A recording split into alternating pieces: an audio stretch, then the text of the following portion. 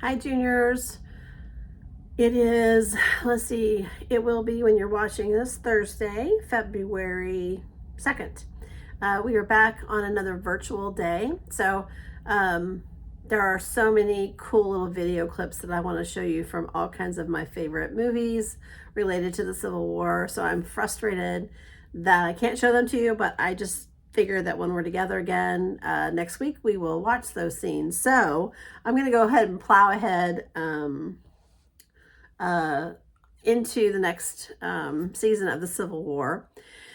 So if you would make sure that you are following along in your PowerPoint, I'm going to do a little bit of reading from the book, since you may or may not have your book with you, and also go through the PowerPoint lesson. So I have a confession to make. Now that I know that Lydia Ruffley's dad is a history teacher, I was a little nervous that maybe I was giving bad information. So I'm sorry if I misspeak on something. I don't know what your dad teaches, Lydia. I don't know what history he teaches, but I feel like maybe you said world history, but nonetheless, I will do my best. All right. So follow along in your PowerPoint. If you can, watch it on a split screen, or watch the PowerPoint on your Chromebooks and watch the video on your phone. Whatever works for you. Also, I'm a little bit sleepy. It's 10:20. My sleep schedule is totally messed up. Getting videos recorded requires me to put a face on, and I pretty much had no face on all day. And then I started to record my lesson for the geography students, and I didn't have my contacts in. So I put my glasses on and realized that everybody was going to be seeing this crazy blue anti-reflection thing. So I decided to put my contacts in. So anyway, bear with me. All right, so we are Civil War. We finished talking about the Battle of Antietam last go around, which was General Lee's attempt to invade the North and shake everybody up. It was not successful. However, George McClellan did not chase General Lee. He let him go back into Virginia, and so the war drug on, and Abraham Lincoln fired George McClellan. So I would say that at this point in the war, it was still a draw. Nobody knew what was going to happen. We're a couple years into it at this point, and everybody's guess was as good as everybody's guess. And Abraham Lincoln was getting really frustrated with George McClellan, and of course he fired him.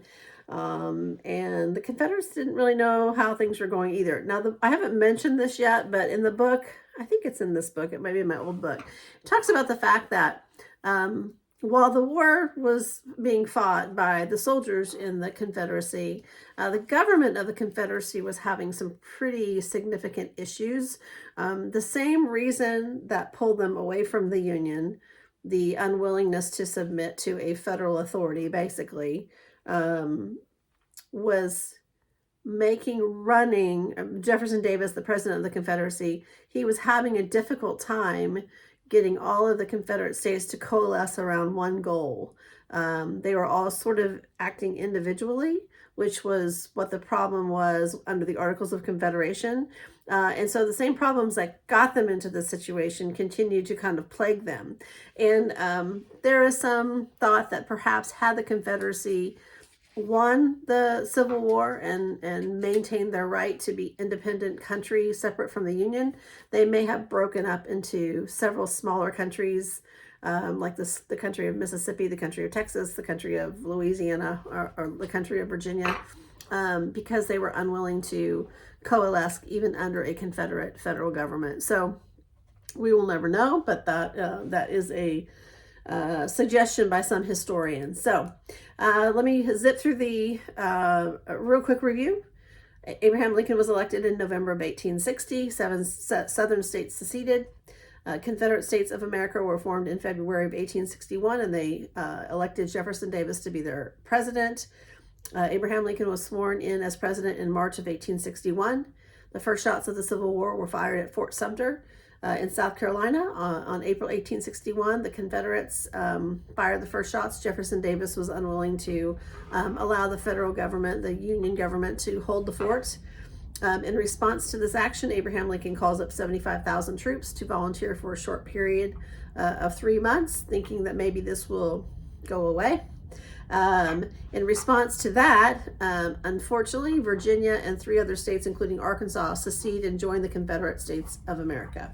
Now Lincoln's got a real problem on his hands. The first significant battle of the war was the First Battle of Bull Run, or Manassas Junction, which took place in Virginia, about 35 miles outside of Washington, D.C. The Confederates were losing until Stonewall Jackson's men showed up, and they regrouped and managed to freak out the Union Army, who then turned and ran back towards the Capitol, running over the onlookers, the sightseers who came to watch the battle. In response to this embarrassing defeat, Abraham Lincoln realizes this is going to be a long-fought war. He calls up 1 million people to serve in the Union Army, sometimes referred to as the Army of the Potomac. And he asked them to enlist for 3 years. He develops the Anaconda Plan with his military generals and advisors, which is to blockade the ports of entry to prevent exports, imports, whatnot, capture the Mississippi River, cut the Confederacy in half and control the supply lines through there, and then lastly to capture the capital of the Confederacy, Richmond, Virginia. Suddenly, in February of 1862, Abraham Lincoln's family gets sick with typhoid fever, or his boys do, and his son Willie dies. His wife spirals into a pretty significant state of depression, but Lincoln pulls it together because he has to. In April of 1862, as troops were moving west to accomplish the Anaconda Plan, Ulysses S. Grant's army were paused and taking a break as they were moving through Tennessee, and the Confederates found out that they were there, snuck up on them, attacked them, and you have your first, as the book says, Titanic mass casualty battle of the war. There were 20,000 or so casualties between the North and the South, but the valuable lesson, of course, for the Union Army was that you can't just hunker down and drink coffee and ignore the fact that you're in enemy territory and they know the territory better than you do. And so the Union Army began to protect itself a little bit better after that. They had scouts that worked the perimeters, they armed the perimeters of their camps and that sort of thing. And Ulysses S. Grant began to make a name for himself. He was known as Unconditional Surrender Grant. Later, he's going to become known as the Butcher because he has such a high fatality rate or casualty rate amongst his particular men. Okay, let's see. Meantime, the battle for the Mississippi River is plugging away. David Farragut, I can't remember what his title is. Commander, I believe. Commander David Farragut is operating the U.S. Navy up the Mississippi River, captures several major cities along the Mississippi River, that part of that Anaconda Plan. He captures New Orleans, Natchez, and Baton Rouge. So that's going very well. In the meantime, George McClellan finally leaves Washington, D.C. with his men and begins the Peninsula Campaign to capture Richmond. The book says that he went down the coast, took a ferry, came across from the east, got within 6 miles of Richmond, and Robert E. Lee, who replaced General Johnston, who had been injured, and becomes the commanding general of the Army of Northern Virginia. Uses he does not use textbook tactics. He uses not unethical, but atypical military tactics, and confuses McClellan, who was always sure that the other army was bigger than his army and that they were sure to be crushed, and so always a little bit fearful. He got within 6 miles of Richmond and decided to retreat. Stonewall Jackson's guys as well created a lot of confusion for McClellan, and so Robert E. Lee saw an opening to head towards Washington, D.C., and as he proceeded that way, he collided with some Union armies once again at the Second Battle of Bull Run, or the Second Battle of Manassas Junction, and it was another victory for the Confederates. At that point, the capital city, I believe, is fortified enough that Robert E. Lee just chooses rather to go up into the belly of Maryland. And it is a calculated decision, thinking that if he took the fight to the enemy in Maryland, that into Union territory, that perhaps the political winds would change. Abraham Lincoln might ultimately suffer a defeat in the presidential election that was 2 years down the road or so at that point, or a year and a half or so. And it is a calculated decision that's intended to create havoc. It could have worked, however, George McClellan's, one of his scouts discovered Robert E. Lee's plans in pieces of paper wrapped around some cigars at an old campsite. And George McClellan did something he doesn't normally do. He acted decisively and headed towards Antietam, Maryland.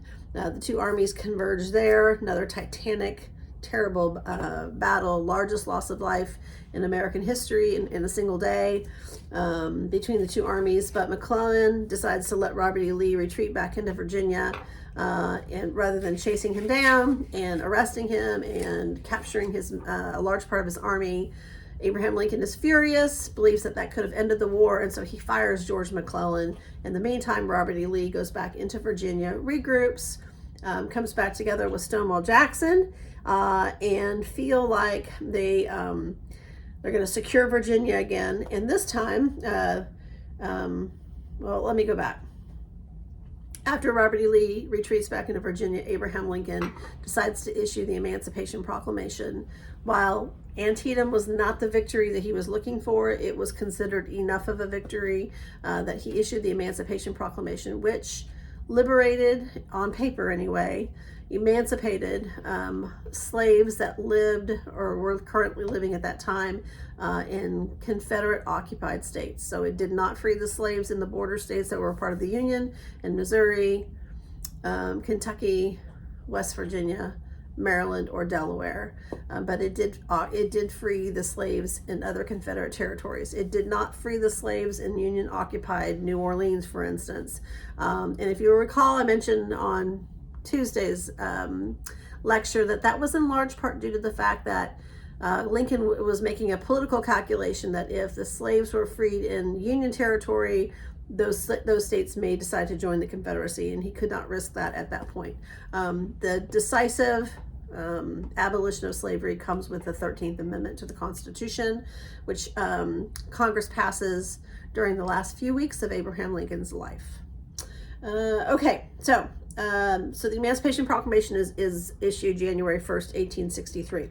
All right, moving on to the next slide. It's the same timeline that I showed you on Tuesday's slideshow. The next picture that you will see is a picture of George McClellan and then his replacement, Union General Joseph Hooker. It says, after Antietam, Abraham Lincoln fires McClellan and replaces him with General Hooker.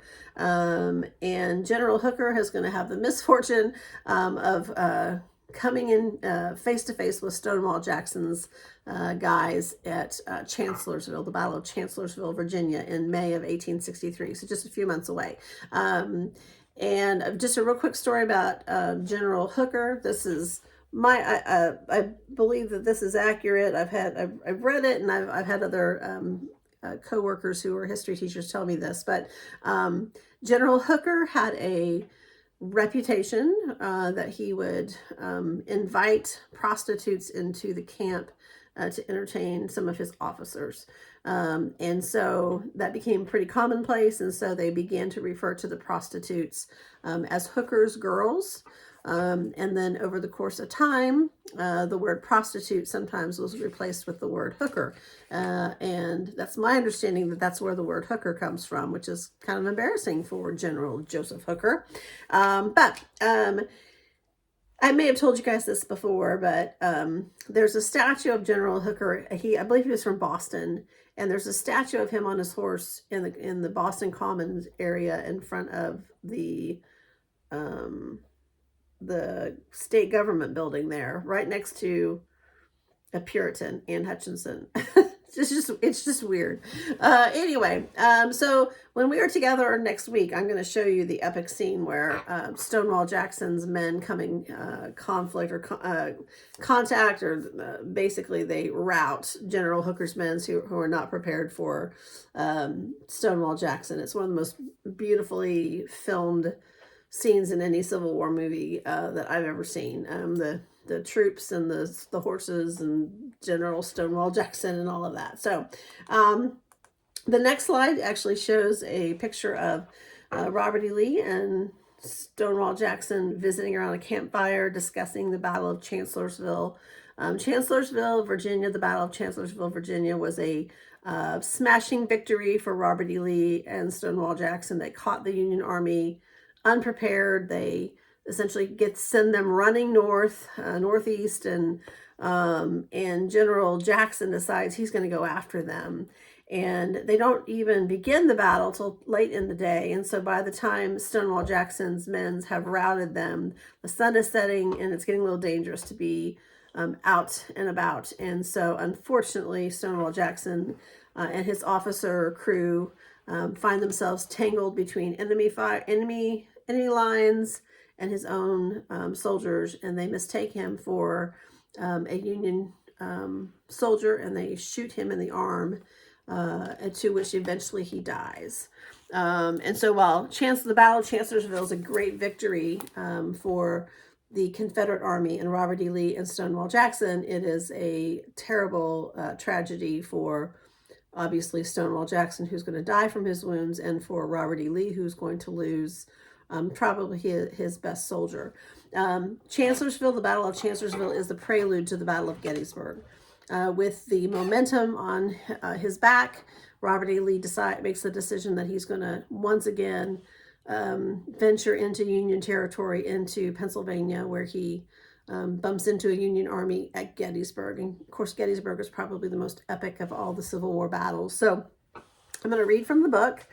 Since you don't have your book with you, I would have just asked you to read it on your own, and that would have been part of your assignment today, but I don't know if you have your book. I'm not going to take pictures. I'm just going to read it to you. So bear with me, okay? So this is regarding Chancellorsville. This is on page 285 in chapter 13. There's a picture of Stonewall Jackson on this page. It says, in Virginia, President Lincoln had turned to General Joseph Hooker to try to strike a decisive blow against Robert E. Lee's army. Hooker was cocky and confident, reportedly telling Union friends, "May God have mercy on General Lee, for I will have none." With more than 120,000 troops, Hooker had twice as many men as Lee did to bring into the Battle of Chancellorsville near Fredericksburg in the first week of May of 1863. However, Lee and Stonewall Jackson once again showed the numeric disadvantage meant little if Confederate commanders made quick, nimble maneuvers. Lee sent Jackson and 28,000 of his men on a daring flanking mission, which left the main part of the Confederate army very vulnerable. But Lee gambled that Hooker would not discover that weakness, a bet that turned out to be correct. Jackson's forces shocked the weak right flank of Hooker's position, and the Union was beaten back. As fighting at Chancellorsville continued through the night in dense woods, Jackson and a small group of men rode out on a reconnaissance to find out how far the Union line had fallen back. This set the stage for perhaps the greatest tragedy sustained by the Confederate Army during the war. As Jackson and his men rode back toward the Confederate lines, sentries mistook them for Union forces and opened fire. Jackson was shot twice in the arm and had to have his arm amputated to avoid infection. But the wounded Jackson contracted pneumonia and died 8 days later.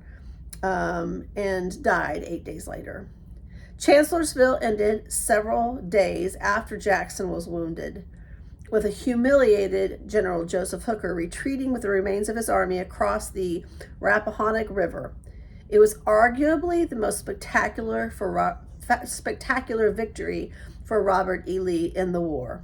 Chancellorsville was the epitome of how Confederates in the East often used quick movements and the presumption of Union undecisiveness to defeat a much larger force.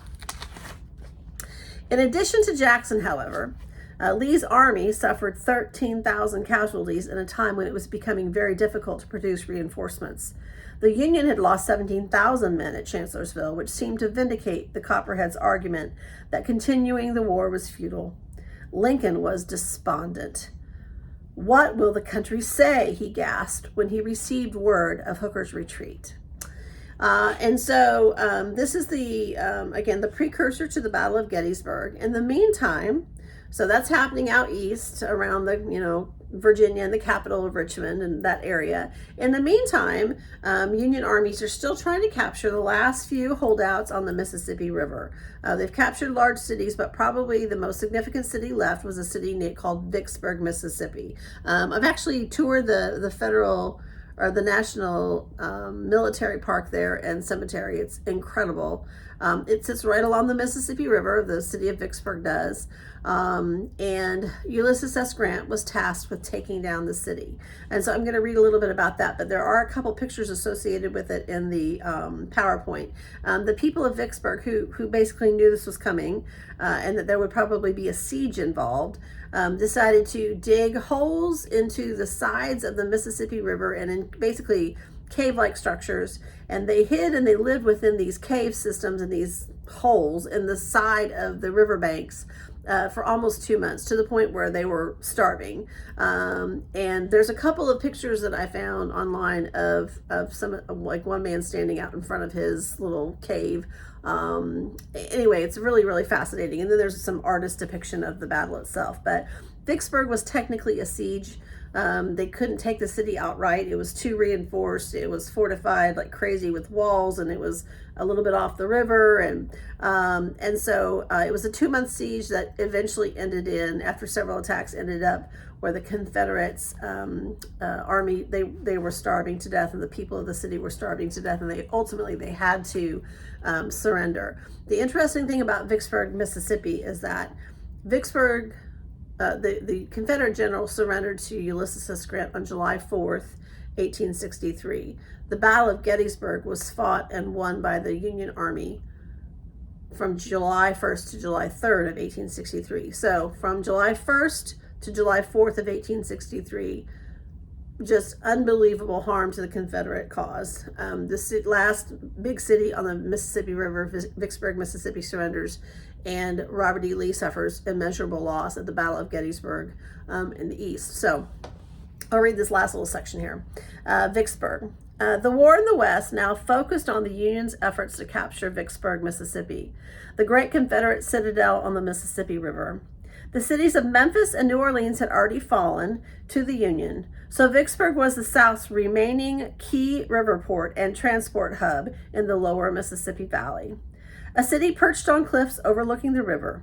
Ulysses S. Grant had already tried once to defeat Vicksburg, but to no avail. Now Grant engaged in an exceedingly complex campaign to enter Mississippi from the south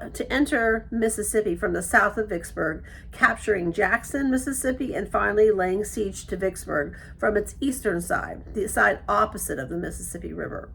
The complicated plan ended up being one of Grant's greatest triumphs. For months in the late spring and early summer of 1863, Union troops built trenches around Vicksburg and bombarded the city with artillery fire. Vicksburg's residents were forced to take refuge in cellars and caves. During the siege, a Confederate woman named Dora Richards wrote in her diary that the people of Vicksburg were utterly cut off from the world, surrounded by a circle of fire. People do nothing but eat what they can get, sleep when they can, and dodge the artillery shells, she said. Grant's army starved the Confederates out. As supplies dwindled, people ate cornbread and bacon 3 times a day. When those ran out, they slaughtered their horses and mules to survive. Then dogs and cats started disappearing. Finally, starving citizens turned to rats, which reportedly sold for $1 each at the height of the siege. The desperate Confederate commander at Vicksburg gave in and surrendered his large but withered army to Grant on July 4th, 1863. Strategically, the loss of Vicksburg was the final blow to the Confederacy in the West. Now the Mississippi River lay under Union control. The western part of the Confederacy, including Arkansas, Texas, and Louisiana, was now cut off from the east. Okay, I think that's it. So if you would just fill out the daily assignment log that you watched the video and you looked at the slideshow, I don't think I have any additional, yeah, I don't have any additional videos for you to watch because I really want to show some of these to you in class next week. So no homework over the weekend. We will regroup on Monday. I'll probably see you all on Friday in the halls, and I'm planning on, if we have the basketball games Friday for senior night, I'm planning on attending. So I think that's it. So, mwah.